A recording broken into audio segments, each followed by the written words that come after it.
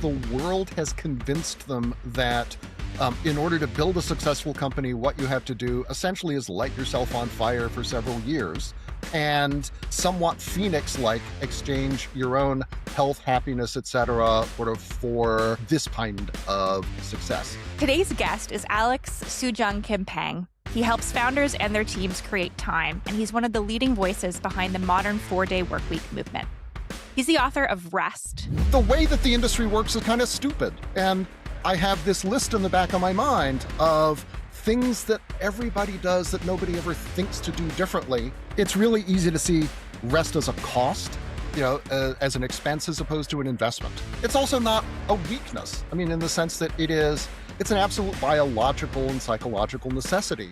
If you think about the smallest shared rule or commitment that a company as a collective can do, what's one thing that they could try that would change everything? The place where I always start with sort of organizations is in redesigning meetings. In almost everywhere, there are too many meetings, they're too long, and they're too vague. And fortunately... Alex, welcome to the show. Thanks. It's great to be here. Awesome. Well, let's dive into this framing here. And this is something that really struck me, that a 4-day work week gives you back around 10 weeks a year, which every 5 years, that's around a year of your life added back. Why don't more founders do this if it works? More founders don't do this because the world has convinced them that in order to build a successful company, what you have to do essentially is light yourself on fire for several years and, somewhat phoenix-like exchange your own health, happiness, etc., sort of for this particular kind of success. I think it's also that's really the simplest answer. That we live in a world in which almost all of our examples of success involve overwork. And this is actually a very modern thing, right? A couple generations ago, our two biggest companies, General Electric and General Motors, were both run by guys named Charlie Wilson, who both started in the mailroom or the drafting studio and worked their way up the corner office.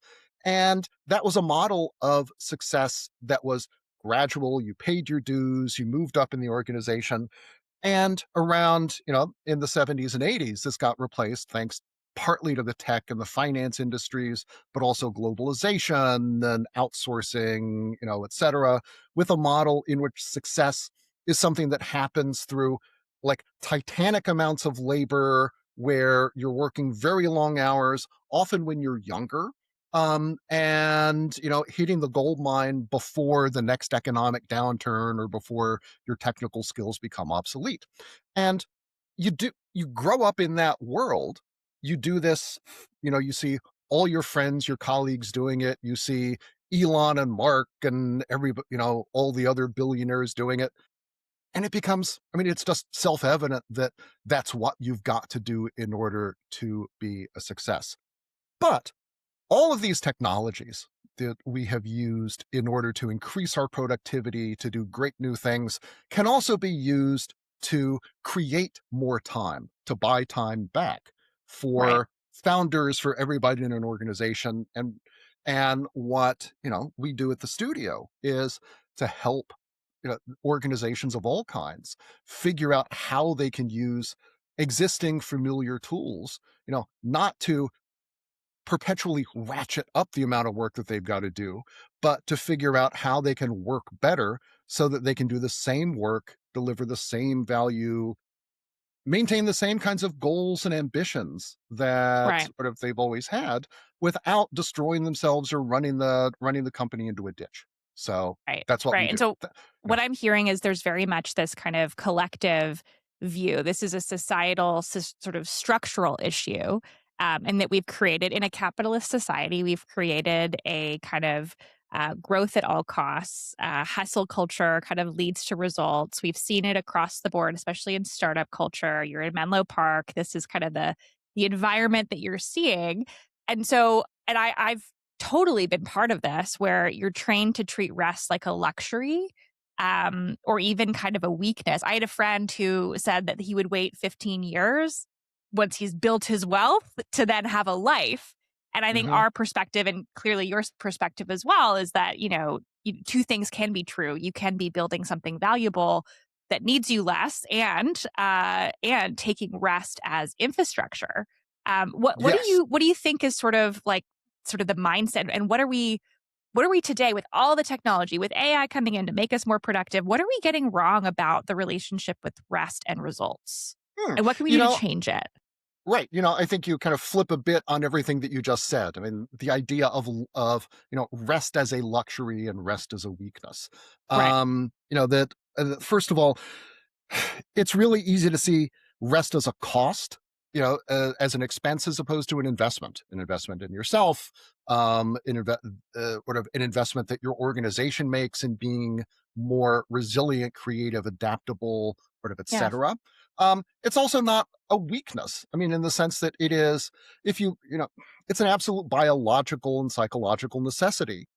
And some of the most phenomenal athletes, for example, are people who sleep a lot.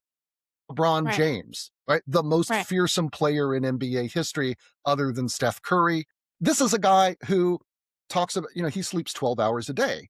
And the entire NBA has something called NBA nap time, where before, like the couple hours before games, pretty much you turn off the lights and everybody takes a nap because after the game, you're really amped up. You're often on the road, and so you're in a different time zone. And so you need that catch up rest. And so these are some of the most fit, physically fit, sort of best performing people in the world who yeah, now recognize the value of rest. I think also that the other big mistake that we make is that we think of this as entirely like a personal problem that we have to solve for ourselves, because rest is, fundamentally an individual thing. It's you know I can't rest for someone else. However, that doesn't mean that we have to solve it by ourselves, sort of just for ourselves. And indeed, one of the great lessons of 4-day week companies is everybody's got challenges with work life burnout, or balance and burnout, and figuring out how to deal with kids, etc. And the most enduring solutions to those problems turn out to be structural ones that you create and maintain together. In right. other words, that collective Collectively. collective action is the most potent form of self-care. And so, I think those are the things that I see with, sort of in conversations, either, you know, with the public at large or with organizations, with founders who are thinking about moving to a 4-day week and aren't sure if they can do it sort of yet. Those are some of the kinds of things that they have to kind of rethink or get Right. past in order, right, to sort of take the plunge and sort of give it a try. Well, let's talk about sort of this collective action, this sort of system wide view. And then I'd love to get into more of the founder, the individual, and kind of what we can do about it.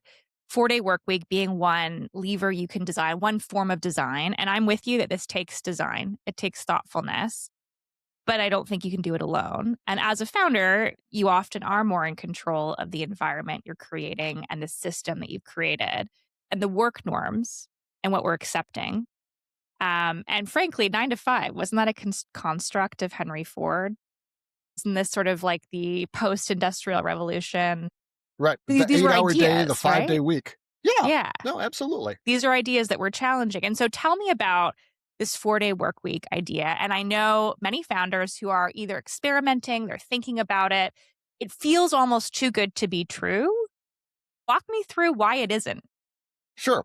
Okay. So, first off, let's understand why founders do it and kind of Right. who they are. First off, the majority of 4-day week companies are relatively young. They are generally still run by the founding team, or, a couple of the co-founders who have reached a point in their lives where, you know, they started out, they were at Google or McKinsey or YPP or wherever for X number of years. They know the industry, they've paid their dues, and they're at a point where maybe they're on their second or third company, maybe they have a couple of kids, and they're realizing that the way I've worked to get here, working flat out, 70-hour weeks, etc., is number one, not sustainable, and you know, I'm going to have a heart attack, or There's a if tax. if Yeah. things keep going this way. But number two, the way that the industry works is kind of stupid. And I have this list in the back of my mind of things that everybody does that nobody ever thinks to do differently. And, and I have a chance to actually sort of fix this. And so the 4-day week is not, you know, it's not like this philosophical thing, or you read, Marx's Brumaire or whatever it was and think, we need to rethink our relationship between time and capitalism in the industrial age, but rather they're facing existential issues, right? Half the development team left last year, or, the pressure of deadlines is really crushing us, or the founders themselves realize they've got to make changes themselves to keep going. And for them, the appeal of the 4-day week, number one, is it serves as a kind of forcing function to get them to work a little less, because you realize nobody that if I make this a company-wide thing, then that's going to hold me accountable, right? I've got to model this behavior if anybody else is going to take it seriously. Number two, it becomes easier for me to do it if everyone else is on the same schedule. And I'm not likely to get, emails or calls on Friday or Saturday unless there is literally something on fire. Um, and it's going to be a way to unlock among employees a whole bunch of sort of incentives and creativity around how to improve processes, improve meetings, change and improve 1,001 things about the way that the organization works in a way that delivers incredibly fast feedback, right? It's all too often you put in some new sort of operating system or sort of process, and maybe you see the results a few months later, right? And but with a 4-day week, either everyone's done all the stuff that they need to do to go home at the end of the day Thursday and start the weekend, or they haven't. And that is an amazingly unambiguous signal. And so it's a way of incentivizing people to make positive changes. It's a way of providing feedback on how those changes are doing, that also then have all kinds of downstream benefits for the organization, as well as making the founder's own life quite a bit more, sustainable and happy. So, It's beautiful design, and to your point, you can see the signal really early. Either the work gets done or it doesn't. For the folks that you've worked with, what are some of the stories? What are the results that you've seen when this is working really well, when this is right. implemented well? So, first off, nobody does this and loses money, right? I think that, for any small company, the margins are small enough so that, you can't do this out of the goodness of your own heart. I think what they do find is that sometimes there are costs in the sense of, depending upon the kind of organization you are, having to take on some extra staff, but you save a lot in recruiting costs, training, et cetera, so that Right, actually balances out. So, for right, example, there's a Pursuit Marketing, which is a B2B sales company in Glasgow, Scotland. This sort of sales, it's a lot of phone banks. These are people who are selling IT services to right. or to companies around Europe. Lot of turnover, a lot of job hopping in this industry, and Glasgow is one of the centers of it. So people generally moved around an awful lot. When they moved to a 4-day work week, one of the things that they found was that they were saving £250,000 a year in job adverts alone, because they just didn't have to advertise any longer, because their turnover went from, I want to say, like 40% annually to like 3%, which is absolutely Wow. unheard of in this industry. The other really interesting thing that happened there was, and this is something that you see in a bunch of places, is that the composition of your workforce changes in the following way. That the 4-day week is great for everybody, but it turns out to be transformational for working parents, particularly working moms. Yeah. Number one, obviously for the logistical reasons, right? More time with the family. But second, it changes the way that people hire and promote. I had one founder say that, or before they implemented a 4-day week, kind of subconsciously, the person that they thought was the ideal worker was a 25-year-old guy with no pets who could sleep under his desk, right? You could ask Mm. them to do anything, work any A number of hours. workhorse. Yeah. Yeah, exactly. No family, And no they would do it. ties. Right. Right. But when you move to a 4-day week, you don't need someone who can work 60-hour weeks. That's no longer the thing that's impressive. What you want is someone with really good time management skills, who can work well with others, who is a little ruthless when need be, who can knock out the hours and then leave and go home while taking the job seriously and continuing to want to do a good job. It also helps to have a higher level of professional experience, maybe more time on the job. And so, who is it who has that combination of experience, psychological makeup, personal management skills, etc.? Turns out it's working moms who, you know, as some of your listeners may know, have, often really struggle to come back into the workforce at the same level that they had left. And once they're back in, to be able to do things like compete for big projects or accounts in the same way, on a level playing field with the men.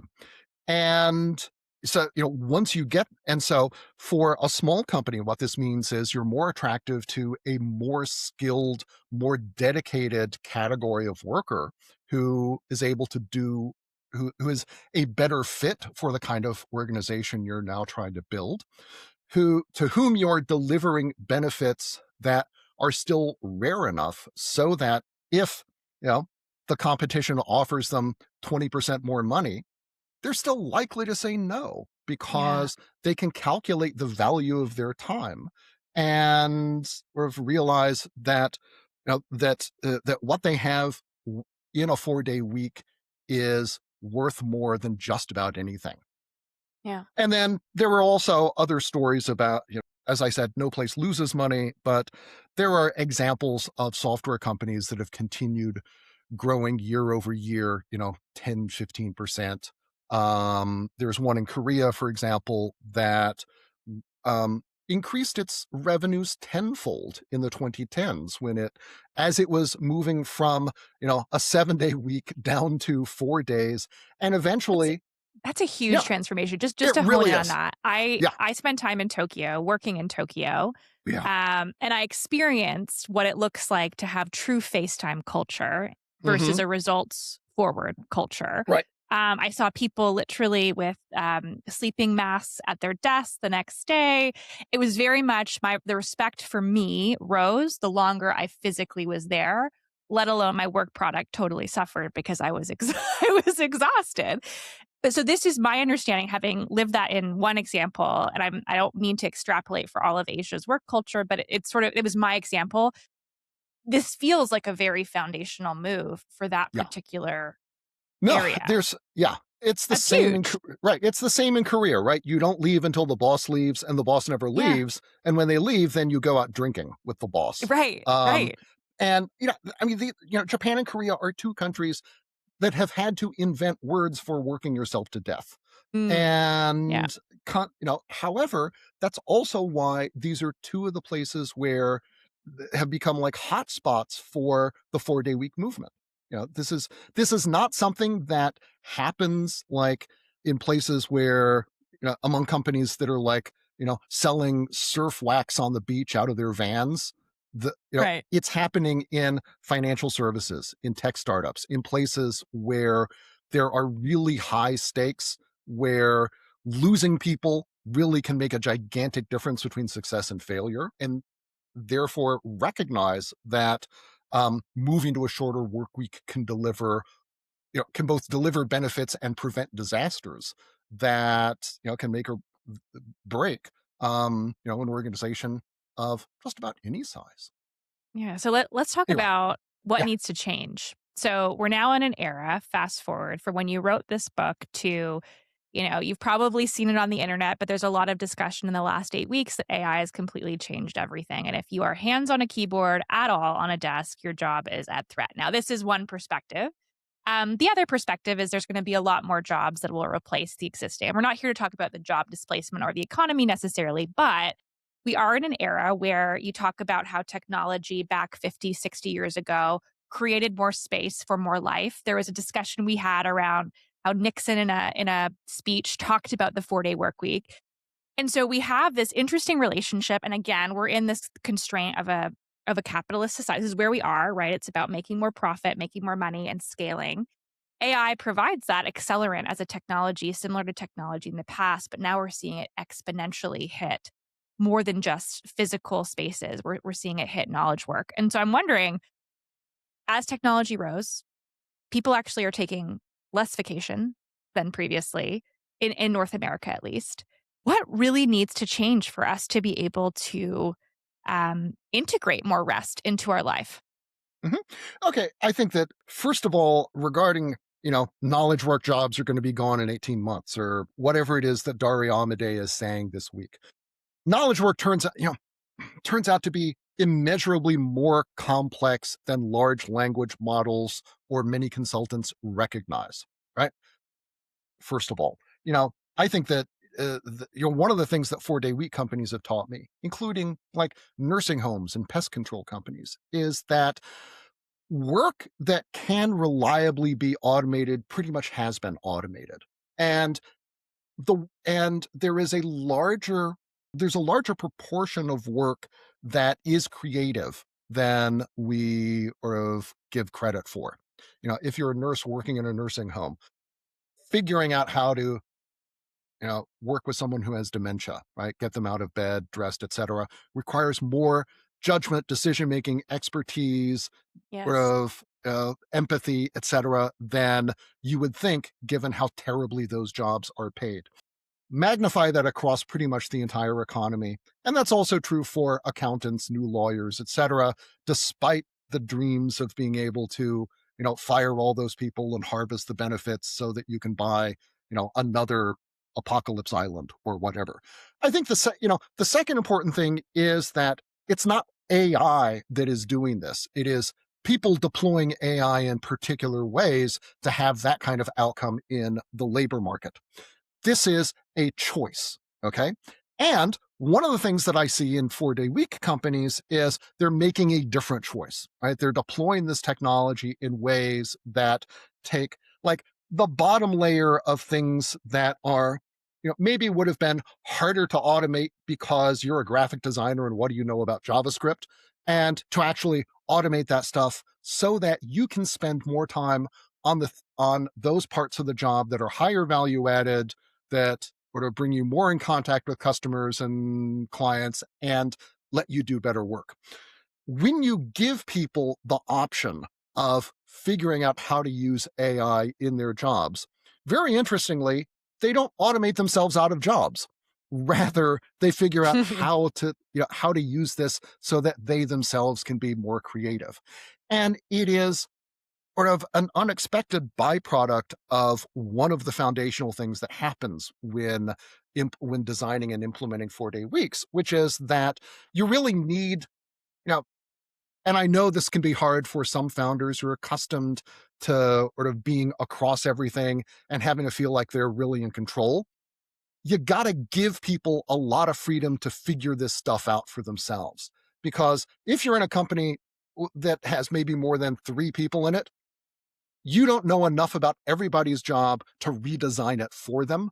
You need you need to give them a reason to be involved and space to be sort of involved in that process and to drive it themselves.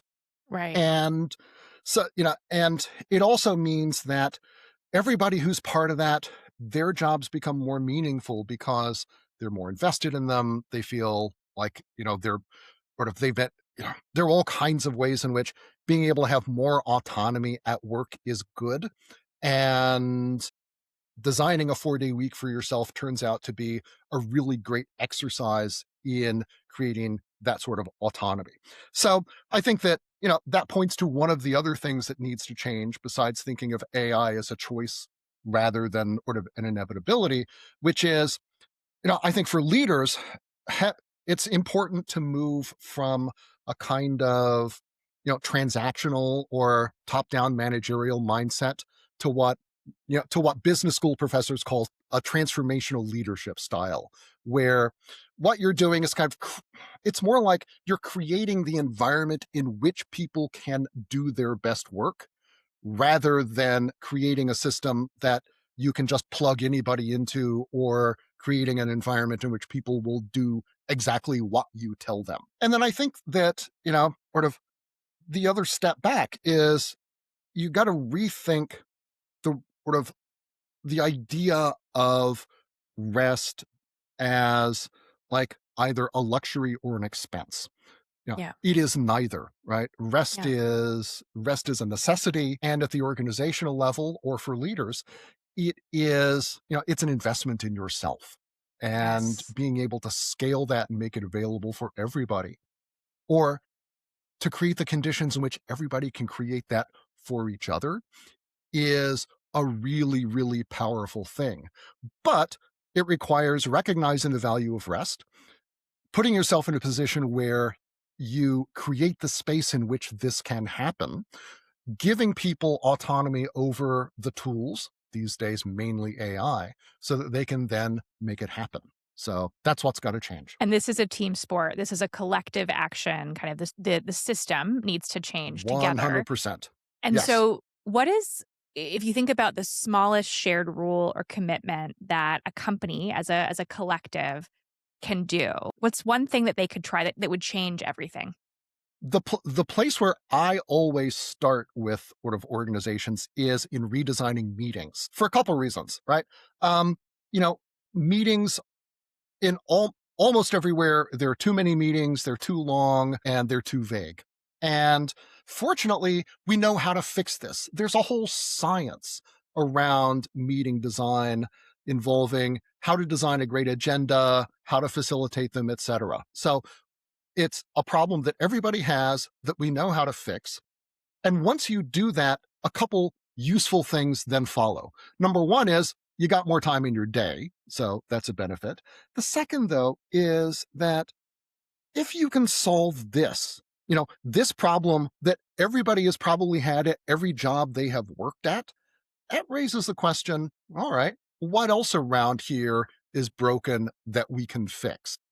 That we've just put up with, but maybe, you know, in the the Far Side cartoon with the sort of lions who were in sort of in the circus who are holding on to the masks, and they say, and one of them is saying, "Hey, these things just pop right off." You know, maybe this thing that we thought was inevitable and immobile, it's actually something we can change. Oh, The that's other powerful. important, the other important thing is in order to make meetings work this way, everybody's got to buy into it, right? And that is a great early example of how collective action and collaboration can unlock all kinds of benefits that no individual can solve or implement on their own. Well, and you're So, changing the culture in a way that also drives incentive to change culture because, frankly, if anyone that tells you they love spending a day on Zooms is completely out to lunch and wearing a mask, probably masking, yeah, right? So, what from a owner accountability? So, if you're an owner listening, to take that first step, just to try, something in the next 2 weeks in their company. Starting with meetings is a great point. And with the clients we work with, we often start with, let's look at all of your meetings. Let's look at how you're holding accountability and designing this. And this is a form of I know we can't perfectly measure productivity in knowledge work, but kind of a way to sort of go, how productive actually are we? And so what would you advise they do? And who really should be accountable for helping spark this? Is this with the owner? okay, so this is a sort of change that starts from the top down and is implemented from the bottom up. Yeah. So, in no place do teams implement a 4-day week like, on the sly. You Yeah. always need the founder involved. In addition to making meetings better, I think the other thing to do is to ring fence them so that they're not just sort of scattered throughout your day, right? Either have them on particular days of the week or set aside particular times when you, you know, have internal meetings, let's say between 2 and 4 or something like this. Whatever thing you choose, that's when it happens. That clears out time in people's schedule for deep focused work or for meeting with clients, and it helps create a rhythm that allows people to sort of then be more productive. That also sets up a bigger process of redesigning the workday. And in a lot of places, they'll have like a school calendar where, every day from 9 to 11 is deep work, right? You have permission to not answer the phone, you don't talk to people. The water cooler, is like a quiet zone. And then people finish that, you can get and they find that not only can you get an enormous amount done when you're not checking your email, but you get a little bit more done because you're in the presence of other people who are also doing this, right? It's a little bit Collectively. like, yeah, Yeah. it's a little bit like going to the library during finals when you're in college, right? You're not studying the same thing as the person beside you necessarily, but the fact that everybody is quiet and focused helps you concentrate a little more as well. And then you come out of that, everybody takes a break, you have coffee, you talk about, how the Blue Jays are doing or whatever for, 20 or so minutes, and then it's on to the next thing. So meeting redesign is a good way to create some of the space in which you can then say, all right, what other things should we put in the calendar collectively that will help everybody sort of work better together? The one other thing I would suggest also is implementing no email in the evenings or no email after X o'clock, I like because that. that's good. That's good both for the organization and for individuals. And Yeah. because the more as individuals you're able to go home and put work out of your mind, no matter how much you like it, the Mhm. better, the more energy you will bring the next day and the more sustainable the work will be. And, that in an earlier era, what this meant, detachment basically meant closing the door and just going home, putting your Yeah. tools down, right? Yeah. You couldn't bring home work when you were when you worked in a factory. These days, of course, we're carrying our offices around in our pockets, and so what you need are some basic rules around accessibility, when you're going to interrupt someone at dinner, and implementing that has the benefit of sort of giving people sort of when they're in their off hours sort of a greater opportunity to detach, to unwind, to reflect, to rest. So And to come back with more creative energy and work, and precisely. especially in this space when we talk about AI, and I know there's a lot of conversation around it. You mentioned judgment, right? Being able to look at your decision set and increase the quality of your decision making, especially as a founder. You need sleep for that, practically speaking, Hmm. deliberate rest to kind of align to that. And then the other piece is just around, thinking about the individual and what they're going to be doing once you kind of augment them with AI to shift their work to perhaps more creative tasks that require, again, rest. And in your book Rest, you reference some of the greatest inventors of all time and the naps that they would take. You mentioned the NBA teams, right, in terms of their rituals.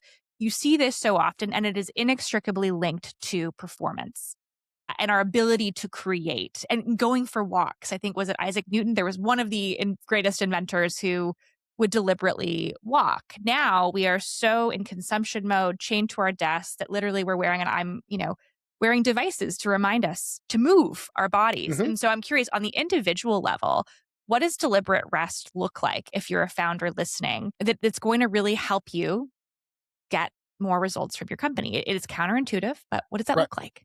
No, that's a great question. And I think that the more, okay, on a kind of daily and weekly basis, the more you're able to detach from work at least sometimes, some evenings, some part of the weekend, sort of the better, right?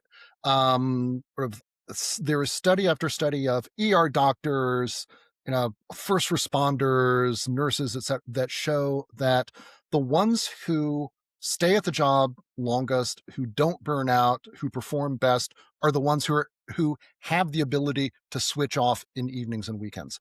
What that requires not only are maybe systems at work that express either greater clarity about when you can be interrupted or what constitutes an emergency, and also has clearer backup that, so that not only can you not take yourself out of the position of feeling like you've got to deal with everything, but you also have the confidence that someone else is going to be there to step up. But, you know, in addition to that, though, it's really useful to have something to fill that space, because busy people, you just get accustomed to kind of being always on. And the most effective way to detach when you're in that mode is to have something else that you do, right? A hobby that is really absorbing, that maybe is physical in a way that your work is not, that delivers benefits, that maybe puts you in a little bit of risk, but also delivers benefit quickly. So this is Right. why, for example, there were plenty of executives and also scientists who are rock climbers or mountain climbers, right? That it is, in a way, it offers some of the same benefits as work when it goes really well, but it's incredibly physical. At the end of an hour, you're either at the top of the rock or you're not, so the feedback loop is very, very clear. But it also feels like work when it goes well, because maybe for a scientist, you're solving problems, right? You're taking this Yeah. thing, you're breaking it down into a lot of little things, little steps, and then solving each one as you go. For there was CEOs who are mountain climbers talk about it being like leadership, because you're taking a team and pushing them past their limits and getting them to work together in ways they never have before, et cetera, et cetera. Same sport, but you're finding different things in it. So that's one thing. I think that being serious about sleep is the next really simple daily thing that you can do that makes an enormous difference both in the immediate term and in the long term. So if you are, you know, doing any complicated thing from choosing who to hire to evaluating, contracts, etc., you will do that better when you are well rested than when you are not. 40 years later, you are more likely to still be able to do that thing rather than struggling with memory issues or other kinds of chronic illnesses. There are Oof. there were ser- there are significant long-term benefits to sleep deprivation that by now are sort of undeniable. And then and I will close with, take your vacations and encourage other people to take their vacations as well. If that there are there's a great the Framingham Heart Study, which was a study of thousands of people in Framingham, Massachusetts, over the course of like 40 years or so, actually found that the people who took vacations not only were healthier, both in the short run and less prone to chronic disease, but they actually were better at their jobs and sort of were promoted faster and sort of rose higher in their careers than people who did not. It sounds a little counterintuitive, but it's another illustration of the fact that rest is not an expense, but rather an investment. And if, as a founder, you take your vacation days, then that's a really clear signal to everybody else that they can do so sort of as well. And it might nudge everybody also to think through, all right, what things do we need to put in place? What systems, delegation, et cetera, buddy system, um, in order to make it possible for everybody to do this. Oh, So, that's beautiful. It's a very practical playbook in terms of individually thinking through number one, not only, resting, taking the time to step away and creating space for hobbies, for something other than work, filling your time. Two, making sure you actually get your sleep, whatever that looks like for you. And then the third being take time away and the perspective change you're going to have. And for founders listening, especially some of those that we work with, there's this sense of if I hold on to this really tightly, I can control the outcome better, right? There's all of it's in my control. It feels safer. But the moment you start to remove yourself and even, to the point, Alex, could you take a month away? Could you go to an island right now? And do you have the system that would work without you or not? And these are some of the questions that we address. And there's this inherent need to control that is really linked to, I think, frankly, a lot of fear around the end result and where you're going. And so a lot of this is deep inner work for founders too, to start to kind of pull back. But it's so clear to me that the evidence is there, both personally in terms of years of your life that sleep provides, but also on the systems level for the productivity in the company, to your point about turnover and your ability to retain and attract super like high quality, mature talent that is, kind of at that level where this is a major attractive lever for attracting and building your employer brand. If you can't compete with Meta, for example, you built a strong case here. So I really appreciate it. And it's something that I'm excited to look at how we might design at Horizon No, as we thank you. go. Awesome. Well, thank you so much for joining us and appreciate you, Alex. Kirsten, it's been a real pleasure and wonderful questions, and thanks very much for having me on. Thanks for listening to Worth Owning. If you found value in this conversation, share it with another founder who needs to hear this. Subscribe to Worth Owning for more unfiltered conversations about building enterprise value and designing the life you actually want to live. New episodes every other Wednesday.